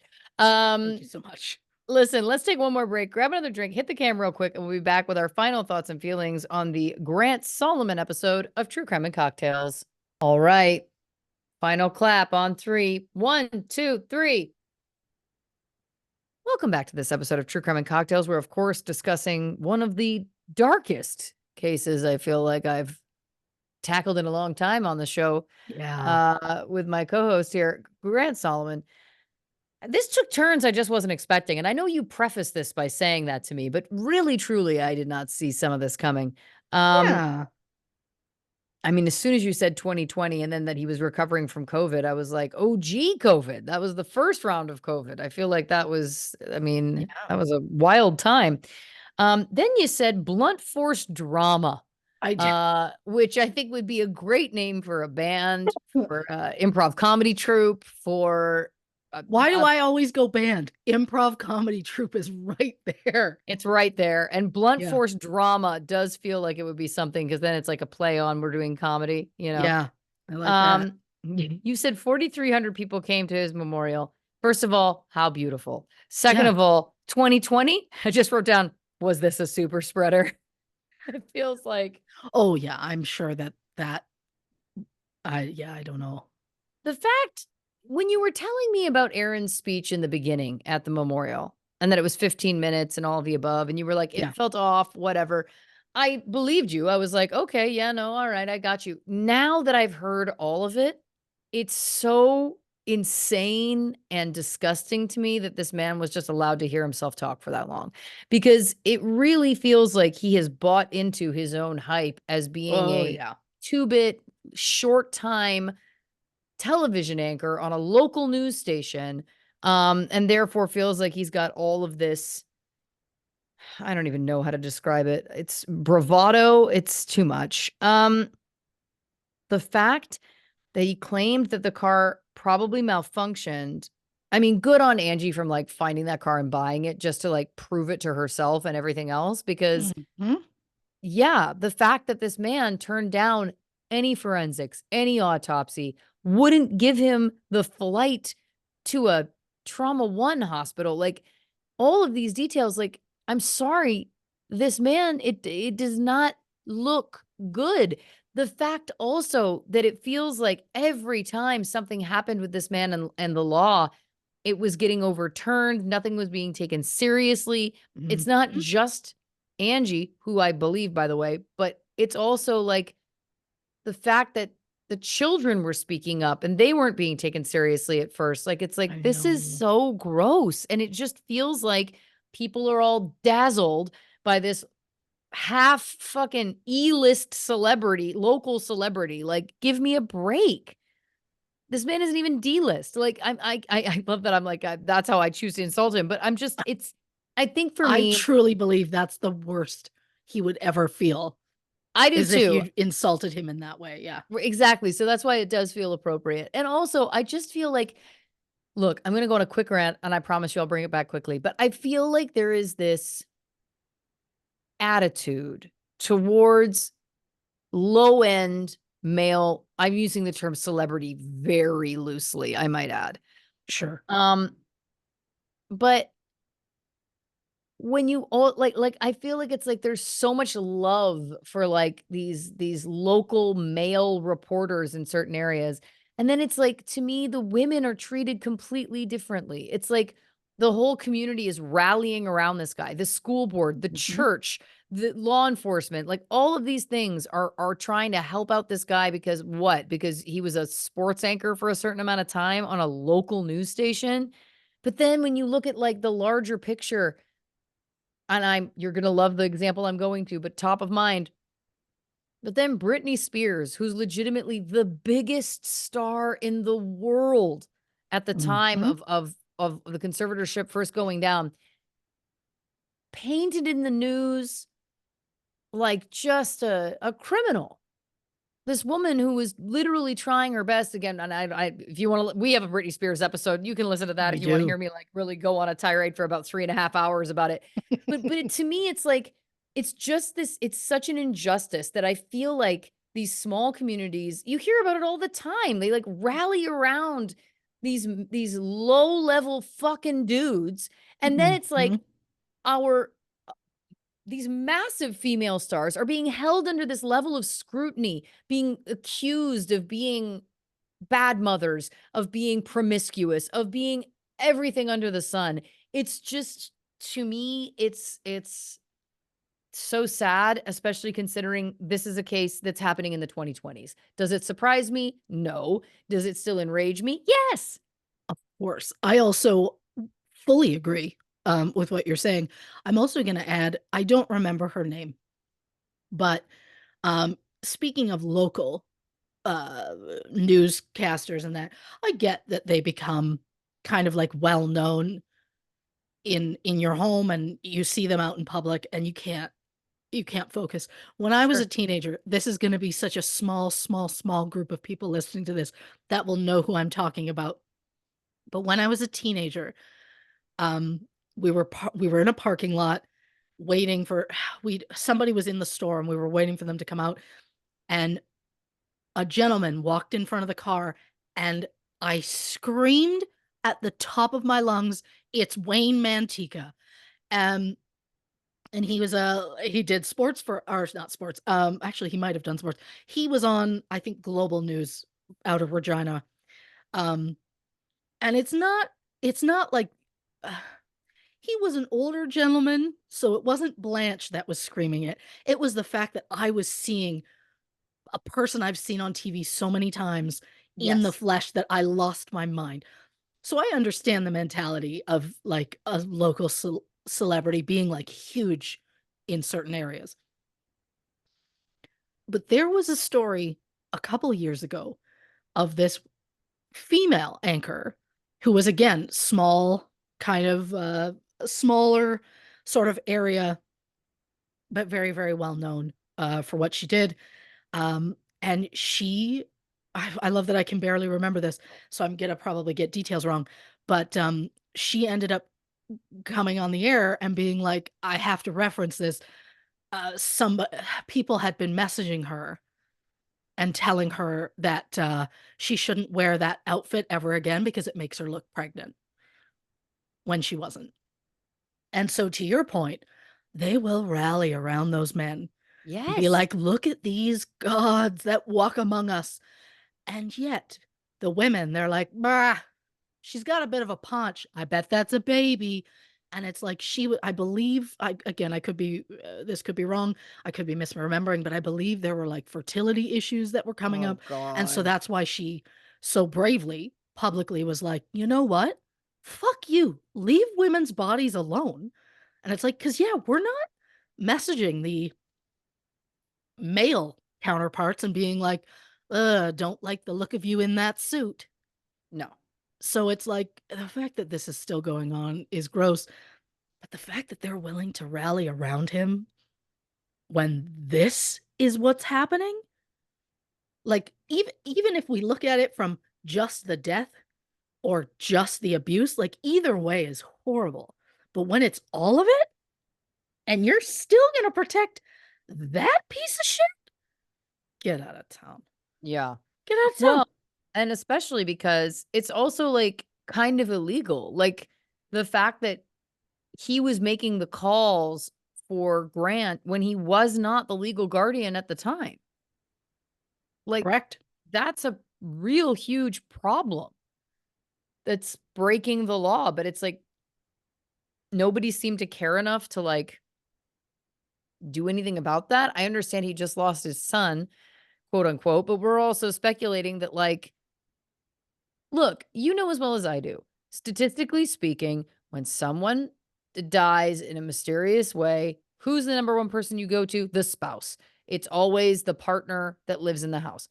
Mm-hmm. I would say that the other thing that we've learned over time doing this show is okay, well, if we're not talking about that kind of scenario, who was the last person to see the person alive? That is a number one source of suspect, Mm-hmm. period. Like, this is Yep. nothing new. I'm not describing anything new here. Like, the fact that he was never investigated, the fact there was no autopsy, the fact that he was making the calls that he wasn't legally in a position to make.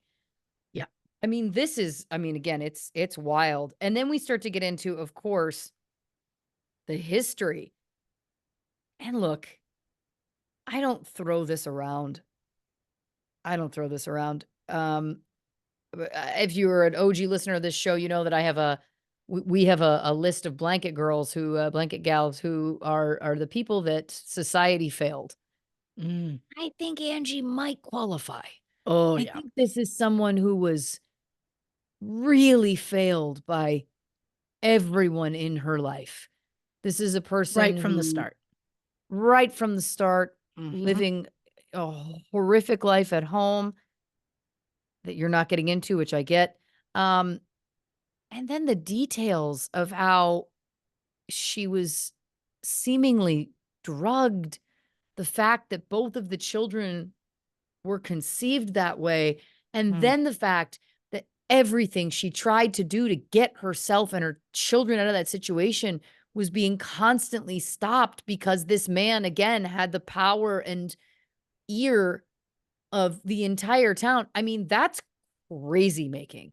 The Oh, fact that yeah. this woman didn't end up needing to be in an asylum, I mean, that would that's like, as people know who listen to this show, my number one fear in life is being convicted of a crime I didn't commit. This is along those same lines, though, where it's like everyone thinks you're crazy, but you know you're not. Mm, Like, mhm. not just a partner, not just a handful of family members. Basically, she's being told that this entire community is siding with him, and she knows that she's not crazy. I tip my hat because I think that people have lost their minds over far less. Um, and I'm sure now she feels like she has to keep it together for her children, of course. It's just, again, the fact that there's this history of violence, that he strangled her with the hairdryer cord, that Grant witnessed it. There's so many things here that it's like, you didn't want to look into him as being a potential suspect in a really weird death, where again, Yeah. it doesn't even appear like the truck, there was no tire tracks to corroborate the man's story. Mhm. Conveniently, no one was around, Yep. but 3 people were around, but no one was around. Like, Yep. all of the details about the custody battle, him keeping the kids from her, it's so gross. The fact that these kids are trying to physically run away, I mean, and I really do feel for Angie throughout all of this because she had no one advocating for her. It was like, it's not that she wasn't trying to help them. It wasn't that she wasn't trying to get them back. Like, from the way this all sounds, it's like she was doing everything she could and she was getting fucked every step of the way. Yep. It's so tragic to me. Um, the fact that Gracie got a restraining order against her father, but then the school wouldn't respect it, wouldn't follow it. This is just, it's bonkers. But again, it Yep. just speaks to my other point, which is like the fact that this entire city and community is like rallying around this man is just too much for me. Um, there's so much motive. This is the other thing. Mhm. There's so much motive. The fact that it was very clear that Grant was, like, going to testify, wanted to try and save his sister, like, that the wheels were in motion, had Yep. spoken to the pastor, and the fact if that pastor fucking ratted him out to Aaron and said, "Hey, this is what's going on," then you know what? The blood's on his hands too, obviously, because Yep. that's it feels like that could be what happened here. 100%. And that Aaron panicked and was like, "Well, I can't allow this." He's also a man who has a history of violence. He grabbed Grant's child wrist so hard he broke it. This is again, like, what are we talking about? This isn't Yeah. like if he had absolutely no history of stalking or violence or abuse or any of those things. All right, well, maybe then even still, I would still say you should be obviously looking into any potential suspect. But Yeah. in this case specifically, and he's violating court orders? What are we talking about? How are we even Yeah. talking about this on this show? 100%. This should have been just like a case closed. Obviously, we know what happened. He's arrested, and we Yeah, interview him for hours to ask what happened. right, There is also a thing I think I forgot to mention that, he said repeatedly right out the gate of like, "Oh, well, no, he got his stuff out of the back of the truck," and people are like, "He never put it in the back of his truck." Then he changed his story and was like, "He got it out of the back seat." And it's like, "But then he was beside the vehicle, so the vehicle wouldn't have dragged him then." right. So, I mean, I just can't with this man. I also want to remind that, Grant did not wanna go to that Right, at all, but Aaron absolutely pushed it, which almost, allegedly, um, sounds like he had something planned. right, And maybe, I don't know, a kid shows up, sees other people there, and is like, "I don't wanna get involved in this situation." Didn't even make it to the parking lot and was like, right, "I'm gonna leave," and they got him out of that truck and made it look like what they claim they made it look like that truck rolled down, but there I just don't believe it did.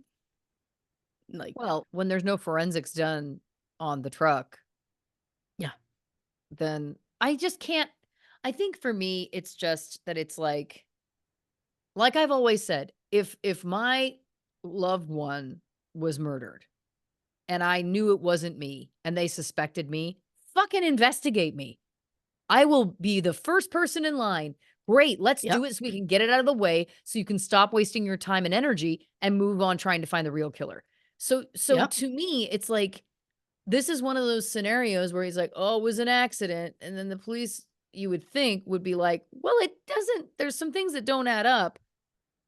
Then to me, it's like the fact that he was like, "Well, don't do an autopsy and don't do this and don't do that. Bye. See you later. Bye." It's like it's just so incriminating to me. Like to me, Mhm, if you were also the parent in that situation, I know I can't speak to it as I'm not a parent, but I would perceive that it would be like, "My god, this is tragic. You think that I had something to do with this? Do whatever you need to do. My kid is dead." Like, mhm. right? I understand that some people may be, like, offended at the concept, but I also just feel like if you were really grieving, if you really did witness this accident that killed your child, you'd be like, "Do what you have to do. Figure it out. Like, if you have to look into me, great. I'll do what I gotta do." Like, Yeah, I would want that for my child. I would want that it's like, if something feels off, if I'm the one that's the suspect, investigate me. Because at 100%. least then I know you're taking that death seriously and you're giving it the gravitas that I Thank would you. bring to a courtroom performance, Of the same kind of course. the same kind of, seriousness. To me, the only Yeah, reason why you don't push for, I don't know, forensics, a helicopter, all these things is because it doesn't benefit you. That's the only reason. 100%. Also, the forms he filled out at the hospital that, he denied the, autopsy on, he left one section blank, which was a section that asked, if the patient, if there was any sort of, history of domestic violence. There was a box of check yes or no. He left that blank, and the hospital just went, "Okay." Wow.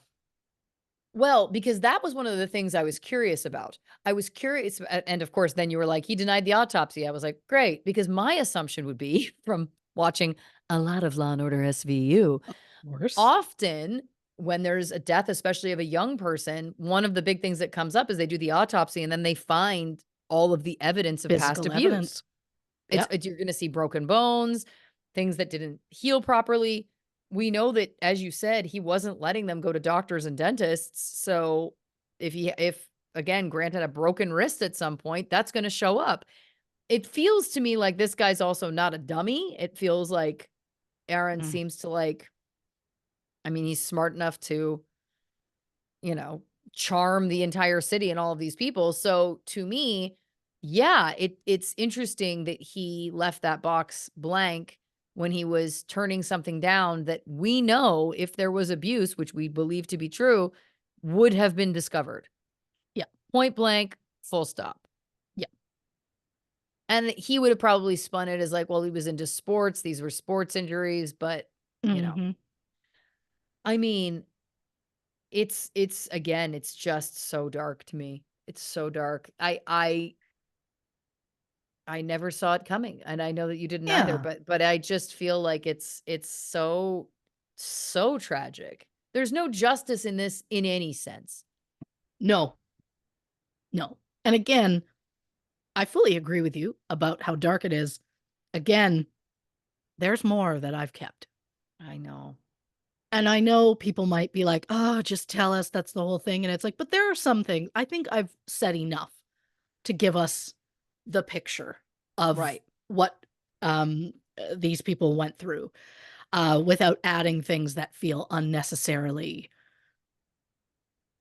I can't think of the right word, but just there are certain things where it's like, oh, we don't need to add another log to that fire.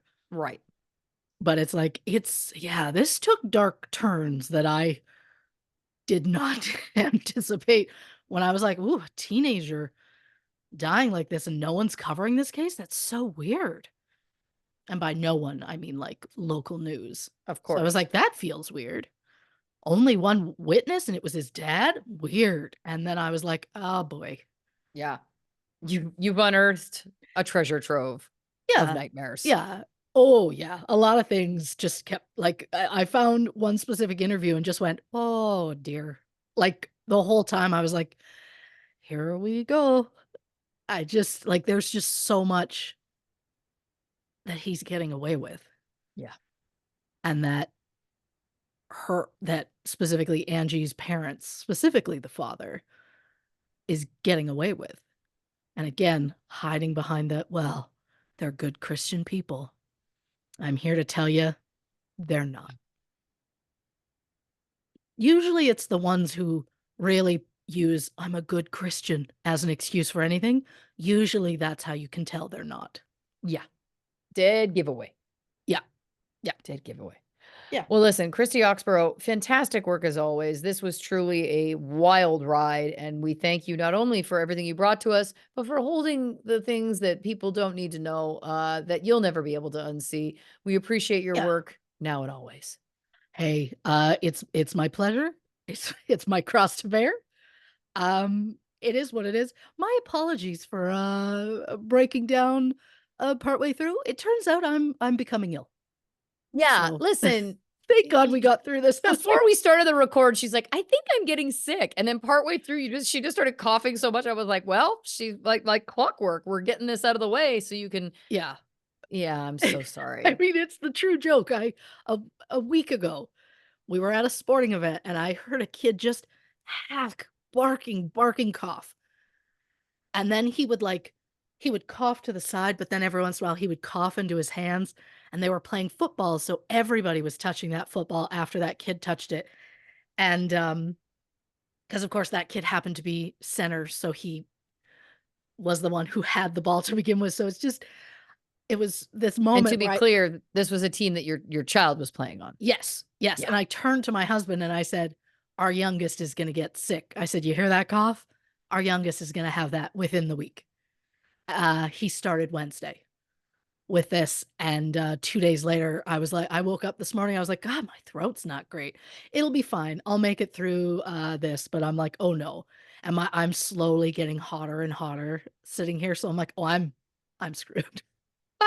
I'm so I'm sorry. going down. I'm yelling timber. Yeah, Yeah, yeah, it's yeah. going down Throw for down real. Kesha. Yeah. Um, Oh, that's like, I hear the music in my head for that one. That's a good one. oh, it's a good one. That's a good Yeah. one. Well, listen, we gotta wrap this up. She gotta go take care of herself. You gotta get some sort of Citron into you or something, my god. So dear listeners, we thank you so much for joining us on this journey. If you haven't already, give us a follow on the socials on Instagram, Facebook, and YouTube at True Crime and Cocktails, on Twitter at Not Detectives. And of course, we're over on Patreon, patreon.com/True Crime and Cocktails for bonus content over there. Check it out if you're interested in that subscription-based service. And of course, the merch store is still currently closed. I'm in a just a living, breathing nightmare. But if you're So a sorry. patron, there is a secret code to get in there. There's also a fan page for our podcast on Facebook. I've shared the code in there as well. I just can't let the general public in yet before we've nipped this problem in the bud. Just to again protect us from deep fraud and losing hundreds of dollars, or excuse me, hundreds of more dollars than we already have. But anyway, I appreciate your understanding. Everyone knows I love the merch store.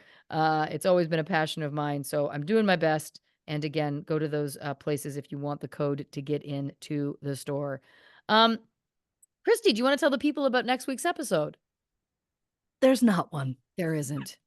There is not. We timed it. It turns out, this always happens when we take a little time off. I get incredibly ill, Yeah. and then I'm sick for most of that time.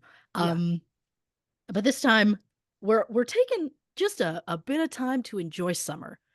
Yeah. Hopefully feeling well, which would be nice. But do not panic because we will be back July 16th Yes. with No One Saw a Thing.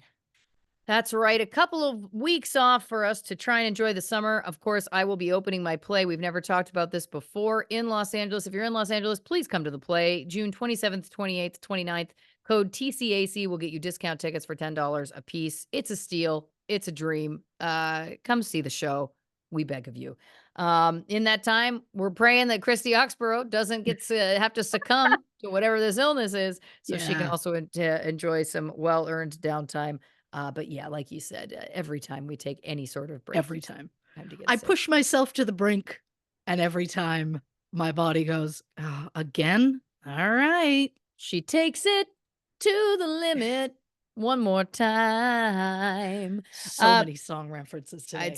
I can't be stopped. It I should love it. also be noted, we will still be putting out our bonus episodes over on Patreon. Of course. Just if you're curious about that, they rest for no one.